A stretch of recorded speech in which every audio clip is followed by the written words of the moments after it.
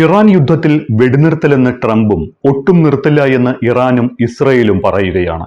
Israel ഇറാനിലേക്കും Iran ഇസ്രയേലിലേക്കും അമേരിക്കയുടെ സുഹൃദ് രാജ്യങ്ങളായ Gulf രാജ്യങ്ങളെയും ആക്രമിക്കുന്നത് കടുപ്പിച്ചിരിക്കുകയുമാണ്.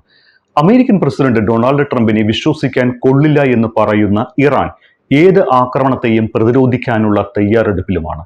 അമേരിക്കയുടെ വിഖ്യാതമായ സംഭ്രമിപ്പിക്കുക, ആക്രമിക്കുക എന്ന യുദ്ധതന്ത്രം ഇറാനിൽ ചിലവാകില്ല എന്ന് സാരം. ട്രംപിനോടുള്ള ഇറാന്റെ അവിശ്വാസത്തിന്റെ കാരണങ്ങൾ വസ്തുനിഷ്ഠമാണ്. ചർച്ചകൾ നടക്കവെയാണ് കഴിഞ്ഞ വർഷം ഇറാനെ ഇസ്രയേലും അമേരിക്കയും ആക്രമിച്ചത്. ഈ വർഷം ഫെബ്രുവരി 28-നും ഇറാന് നേരെ ആക്രമണമുണ്ടായത് 4ാം വട്ട ചർച്ചയ്ക്ക് ഇറാൻ തയ്യാറെടുക്കുമ്പോഴാണ്. ഇപ്പോൾ പ്രഖ്യാപിച്ചിട്ടുള്ള താൽക്കാലിക വെടിനിർത്തലും കൂടുതൽ ആക്രമണങ്ങൾക്കുള്ള കോപ്പുകൂട്ടലിനുള്ള സമയം അമേരിക്ക കണ്ടെത്തുന്നതാണ് എന്ന് ഇറാൻ വിശ്വസിക്കുന്നു. അതിൽ കഴമ്പുണ്ട് താനും. ഇറാനിൽ ആഴ്ചകൾ നീളുന്ന കരസേനാ നീക്കത്തിന് അമേരിക്ക ഒരുങ്ങുന്നതായുള്ള റിപ്പോർട്ടുകളാണ് ഇപ്പോൾ പുറത്തുവരുന്നത്. അതിനിടെയാണ് കൂടുതൽ സൈനികരെ ഇറാൻ മേഖലയിലേക്ക് എത്തിക്കുന്നത് വേഗത്തിലാക്കിയ അമേരിക്കയുടെ നടപടിയും. ഓലപ്പാമ്പ് കാട്ടി പേടിപ്പിക്കേണ്ട എന്ന് ഉറക്കെ പ്രഖ്യാപിക്കുന്ന നടപടിയാണ് ഇറാൻ കഴിഞ്ഞ ദിവസം നടത്തിയത്. അമേരിക്കയുടെ ഒരു വിമാനം കൂടി തകർത്തുവെന്ന് ഇറാൻ അവകാശപ്പെടുന്നുണ്ട്. MQ-9 ഡ്രോണും F-16 വിമാനവും വെടിവെച്ചിട്ടതായും ഇസ്രായേലിലെ റഡാർ കേന്ദ്രത്തെ ലക്ഷ്യമിട്ടതായും ഇറാനിയൻ റവല്യൂഷണറി ഗാർഡ്സ് പറഞ്ഞു. ഇതിന്റെ ദൃശ്യങ്ങളും ഇവർ പുറത്തുവിട്ടിട്ടുണ്ട്. എന്നാൽ ഇക്കാര്യത്തിൽ അമേരിക്ക ഇതുവരെ പ്രതികരിച്ചിട്ടില്ല. നേരത്തെയും അമേരിക്കയുടെ യുദ്ധവിമാനങ്ങളെ വെടിവെച്ചിട്ടുവെന്ന് ഇറാൻ അവകാശവാദം ഉന്നയിച്ചിരുന്നു. അന്നും അമേരിക്ക അത് അംഗീകരിച്ചിട്ടില്ല എന്നതും ശ്രദ്ധേയം. ഇതിനിടെ പശ്ചിമേഷ്യൻ യുദ്ധം 1 മാസം പിന്നിട്ട വേളയിൽ യുദ്ധമുഖത്തേക്ക് നേരിട്ട് രംഗപ്രവേശനം നടത്തിയിരിക്കുകയാണ് ഇറാന്റെ ഏറ്റവും വലിയ സഖ്യകക്ഷികളായ യമനിലെ ഹൂതികൾ. നിരവധി മിസൈലുകൾ ഇസ്രയേലിനെ ലക്ഷ്യം വെച്ച് വിക്ഷേപിച്ചതായി ഹൂതികൾ അവകാശപ്പെട്ടു. ഇറാനെതിരായ അധിനിവേശ നടപടികൾ US-ഉം ഇസ്രയേലും അവസാനിപ്പിക്കുന്നതുവരെ തങ്ങളുടെ ആക്രമണം തുടരുമെന്നാണ് ഹൂതികൾ പ്രഖ്യാപിച്ചിരിക്കുന്നത്. ഹൂതികൾ കൂടി യുദ്ധത്തിൽ പങ്കാളികളായതോടെ ഈ മേഖലയിൽ സംഘർഷം കൂടുതൽ വ്യാപിക്കുമെന്നും ഉറപ്പായി. അതേസമയം US നാവികസേനയുടെ ആധുനിക ആംഫീബിയസ് ആക്രമണ കപ്പലായ USS ട്രിപ്പോളി പശ്ചിമേഷ്യയിൽ എത്തിച്ചേർന്നു. ഒരു ഭാഗത്ത് പെന്റഗൺ ഇറാനിൽ കരയാക്രമണത്തിന് തയ്യാറെടുപ്പുകൾ നടത്തുന്നതിനിടയിലാണ് കരയിലും കടലിലും സൈനിക നീക്കങ്ങൾക്ക് പിന്തുണ നൽകാനായി രൂപകൽപ്പന ചെയ്ത USS ട്രിപ്പോളി ഈ മേഖലയിലേക്ക് എത്തിച്ചേർന്നത് എന്നതും ശ്രദ്ധേയമാണ്. ജപ്പാനിലായിരുന്ന ഈ കപ്പൽ 2 ആഴ്ച മുമ്പാണ് പ്രത്യേക നിർദ്ദേശത്തെ തുടർന്ന് ഇറാൻ ദൗത്യത്തിന്റെ ഭാഗമാകാനായി പശ്ചിമേഷ്യയിലേക്ക് തിരിച്ചത്. 3500ഓളം സേനാംഗങ്ങൾക്ക് പുറമെ F-35 സ്റ്റെൽത്ത് ഫൈറ്റർ ജെറ്റുകൾ ഉൾപ്പെടെയുള്ള യുദ്ധോപകരണങ്ങളും ഈ കപ്പലിൽ എത്തിച്ചിട്ടുണ്ട്. ഇറാനിൽ ആഴ്ചകൾ നീണ്ടുനിൽക്കുന്ന കര സൈനിക നീക്കങ്ങൾക്ക് ഒരുങ്ങുകയാണ് എന്ന് പെന്റഗൺ അറിയിച്ചു. എന്നിരുന്നാലും കരയാക്രമണങ്ങൾക്ക് സൈനികരെ വിന്യസിക്കാൻ US പ്രസിഡന്റ് ഡൊണാൾഡ് ട്രംപ് അനുമതി നൽകുമോ എന്നതിൽ വ്യക്തതയില്ല എന്ന് US ഉദ്യോഗസ്ഥരെ ഉദ്ധരിച്ചുകൊണ്ട് വാഷിംഗ്ടൺ പോസ്റ്റ് റിപ്പോർട്ട് ചെയ്തിട്ടുമുണ്ട്. അതേസമയം US ഉദ്യോഗസ്ഥരിൽ നിന്നുള്ള വിവരമനുസരിച്ച് നിലവിലെ പദ്ധതികൾ സൂചിപ്പിക്കുന്നത് കരയുദ്ധം എന്നത് പൂർണ്ണമായ അധിനിവേശമായിരിക്കില്ല, മറിച്ച് പ്രത്യേക ദൗത്യസംഘവും കരസേനയും സംയുക്തമായുള്ള ഒരു ആക്രമണമായിരിക്കുമെന്നാണ്. നിലവിൽ കരസേനയുടെ സഹായമില്ലാതെ തന്നെ ലക്ഷ്യങ്ങൾ കൈവരിക്കാൻ അമേരിക്കയ്ക്ക് സാധിക്കുമെന്ന് സ്റ്റേറ്റ് സെക്രട്ടറി മാർക്കോ റൂബിയോ വെള്ളിയാഴ്ച പറഞ്ഞിരുന്നു. എന്നാൽ പ്രസിഡന്റ് ട്രംപിന് സാധ്യമായ എല്ലാ സഹായങ്ങൾക്കും തയ്യാറെടുക്കേണ്ടതുണ്ട് എന്നും അടിയന്തര ഘട്ടങ്ങളിൽ പ്രസിഡന്റിന് പരമാവധി സാധ്യതകളും സാഹചര്യങ്ങളോട് പ്രതികരിക്കാനുള്ള പരമാവധി അവസരവും നൽകാൻ അമേരിക്കൻ സേന സജ്ജമായിരിക്കുമെന്നും അദ്ദേഹം വ്യക്തമാക്കിയിട്ടുണ്ട്. ചർച്ചകൾ നടക്കുന്നുണ്ട് എന്ന് ഡൊണാൾഡ് ട്രംപ് അവകാശപ്പെടുമ്പോഴും സംഘർഷം കൂടുതൽ സങ്കീർണമാകുന്ന സാഹചര്യത്തിലേക്കാണ് കാര്യങ്ങളുടെ പോക്ക്. സൗദി അറേബ്യയിലെ പ്രിൻസ് സുൽത്താൻ എയർബേസ് ലക്ഷ്യമാക്കി ഇറാൻ ബാലിസ്റ്റിക് മിസൈലുകളും ഡ്രോണുകളും വർഷിച്ചതോടെ പെന്റഗൺ കൂടുതൽ തയ്യാറെടുപ്പുകൾ നടത്തുന്നുവെന്നാണ് US മാധ്യമങ്ങൾ റിപ്പോർട്ട് ചെയ്യുന്നത്. ഈ ആക്രമണത്തിൽ ചുരുങ്ങിയത് 10 US ഉദ്യോഗസ്ഥർക്ക് പരിക്കേറ്റിട്ടുണ്ട്. യമനിലെ ഇറാൻ പിന്തുണയുള്ള ഹൂതികൾ കൂടി ഈ തർക്കത്തിലേക്ക് പ്രവേശിച്ചതും പ്രതിസന്ധി രൂക്ഷമാക്കിയിരിക്കുകയാണ്. അതേസമയം ഇറാന്റെ മണ്ണിൽ പാദം വയ്ക്കുന്ന ഏതൊരു അമേരിക്കൻ സൈനികനും ശവപ്പെട്ടിയിൽ മടങ്ങേണ്ടി വരുമെന്ന് കടുത്ത മുന്നറിയിപ്പ് നൽകിയിരിക്കുകയാണ് പ്രമുഖ ഇറാനിയൻ ദിനപത്രമായ ടെഹ്റാൻ ടൈംസ്. നരകത്തിലേക്ക് സ്വാഗതം. ഈ ഒരു തലക്കെട്ടോടെ 1-ാം പേജിൽ നൽകിയ വാർത്തയിലൂടെയാണ് അമേരിക്കയുടെ സൈനിക നീക്കങ്ങൾക്കെതിരെ ഇറാൻ രംഗത്തെത്തിയത്.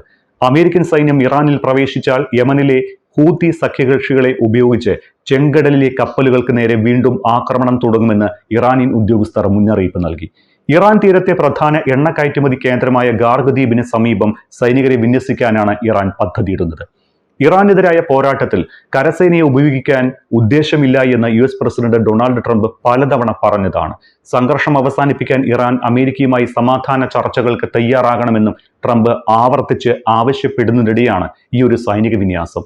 ഇത് പ്രദേശത്തെ US സൈനികരുടെ എണ്ണത്തിൽ വലിയ വർധനവിന് കാരണമാകും. എന്നാൽ സൈന്യത്തെ എവിടെയാണ് വിന്യസിക്കുന്നത് എന്ന് കൃത്യമായി വ്യക്തമല്ല. ഗാർഗ് ദ്വീപിലായിരിക്കുമെന്നാണ് വാൾ സ്ട്രീറ്റ് ജേണൽ റിപ്പോർട്ട് ചെയ്യുന്നത്.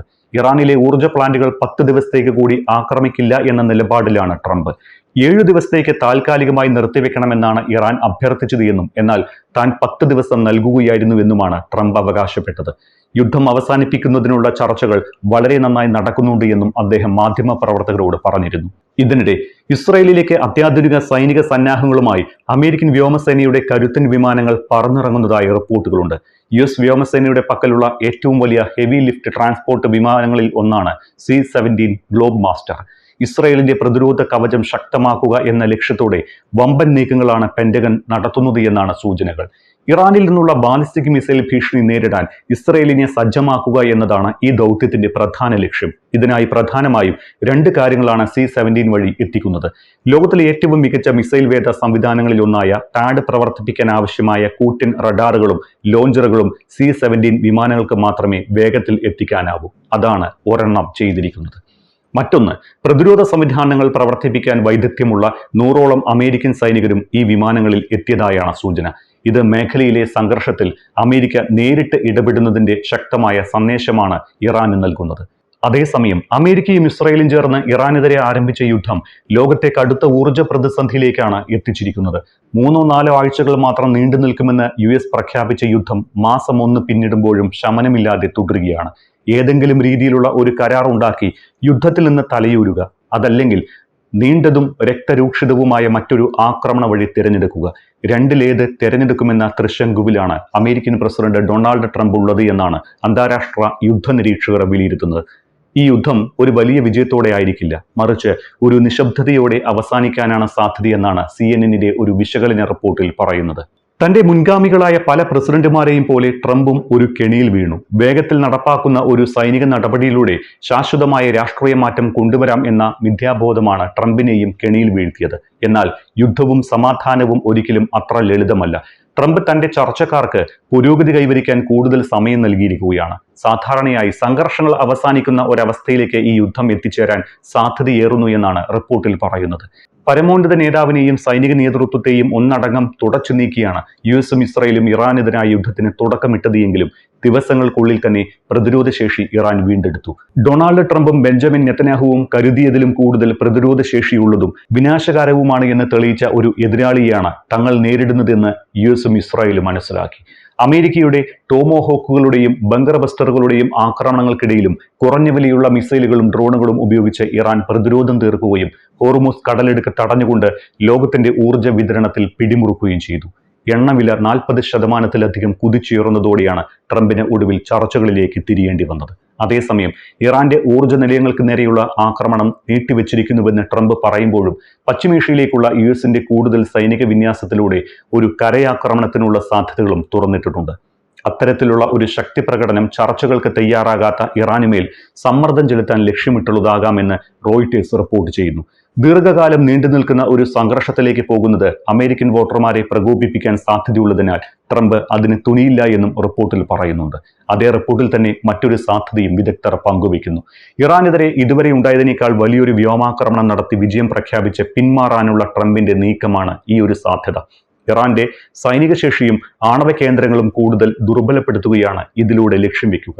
അതിനുശേഷം ട്രംപ് വിജയം പ്രഖ്യാപിച്ച് പിന്മാറുകയും തന്റെ യുദ്ധലക്ഷ്യങ്ങൾ നേടിയതായി പറയുകയും ചെയ്യാം എന്നും റിപ്പോർട്ടിൽ സൂചിപ്പിക്കുന്നു. എന്നാൽ ഹോർമുസ് കടലിടുക്ക് പൂർണ്ണമായും തുറക്കാൻ സാധിച്ചില്ലെങ്കിൽ യുദ്ധം വിജയിച്ചുവെന്ന അവകാശവാദം പൊള്ളയായി മാറും.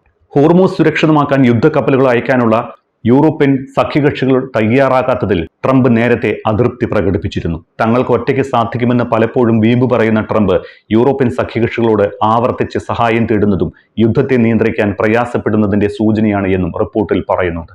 അതിനിടെ അമേരിക്കൻ പ്രസിഡന്റ് ഡൊണാൾഡ് ട്രംപിനും ഭരണകൂടത്തിനുമെതിരെ രാജ്യവ്യാപകമായി വൻ ജനകീയ പ്രക്ഷോഭവും പൊട്ടിപ്പുറപ്പെട്ടിട്ടുണ്ട്. അമേരിക്കയിലുടനീളം സംഘടിപ്പിക്കപ്പെട്ട നോ കിങ്സ് പ്രതിഷേധ റാലികളിൽ ദശലക്ഷക്കണക്കിന് ആളുകളാണ് പങ്കെടുത്തത്. ഇത് ട്രംപിന് വലിയൊരു തിരിച്ചടിയുമാണ്.